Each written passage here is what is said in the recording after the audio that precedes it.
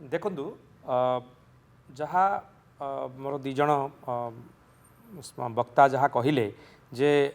आमे जिते सरकार रे थिलु टाटा पावर को आनीलु आमे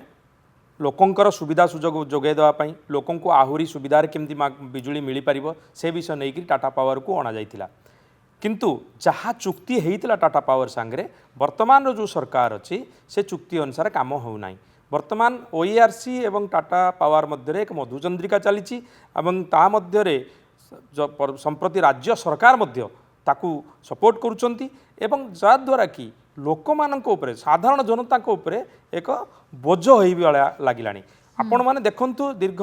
यही 8 ରୁ 9 मास भितर जो सरकार आसिलानी ता भितरे जनसाधारण मध्य असंतोष तीव्र तीव्रतर हो चलला लोक मैंने वर्तमान जो इलेक्ट्रिसिटी नहीं वर्तमान राजरास्ता को ओह्लैवाई प्रस्तुत हेले तेणु आमे जो कहूँ जो 4 ରୁ 5टा पॉइंट आम रखुचु वर्तमान राज्य सरकार आगे जरतु प्रथम है बिजुली दर वृद्धि कथा आपण मैंने समझ जानी जे लास्ट फाइनेंशियल ईयर रे बिजु जनता दल तरफ आम सरकार थिला सेतेबेले 10 पैसा घरोई उपभोक्ता मानक पई कमा हितिला एवं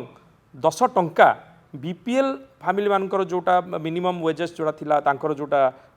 मिनिमम शुल्क जोटा थाए सेटा 10 टंका कमा हितिला एवं ग्रीन एनर्जी पई मध्य 5 पैसा कमा हितिला तापरे किंतु एबे टाटा पावर ओईआरसी को अनुरोध करिछि कि आहुरी 20 पैसा बढ़ा जाऊ जोटा कि से प्लानिंग करुचंती एप्रिल मासरू बढ़ाइया 20 पैसा जहाँ को आम संपूर्ण विरोध करुचु तापर रोचे सेकेंड पॉइंट रोचे स्मार्ट मीटर देखो स्मार्ट मीटर कॉन्सेप्ट जितेबाला आसूची स्मार्ट मीटर 3टा जिनस को लेकिन से इम्प्लीमेंट करने चाहते गोटे है कैपेक्स मॉडल से इम्प्लीमेंट करुँच आ गोटे है बिलिंग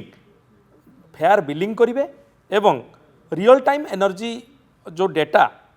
आसीपर से 3टा कॉन्सेप्ट को लेकिन वर्तमान स्मार्ट मीटर से यूटिलाइज करने चाहते किंतु यही 3टा जिनस आपको कहबी से 3टा कॉन्स अच्छी मान डिसएडवांटेज अच्छी धरतु जोटा कहले कैपेक्स मॉडल माने आपण जनसाधारण को उपभोक्ता मानक कहुच्छी जे स्मार्ट मीटर आपण निजे पैसा दे अपफ्रंट पैसा दे आपण किनिबा पड़ो जोटा कि टाटा पावर आगुरी कौन होता जितेबाला मीटर चेंज होता मीटर पछा जो पैसाटा सेटा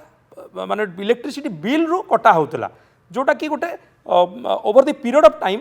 लोक दबाक पड़ूला जनसाधारण दबाक पड़ूला किंतु एबे से कौन कर गोटे बोझ उपर ललिता बिड़ा भाया कहुच्छी कि तुम स्मार्ट मीटर नापी बाध्य एवं स्मार्ट मीटर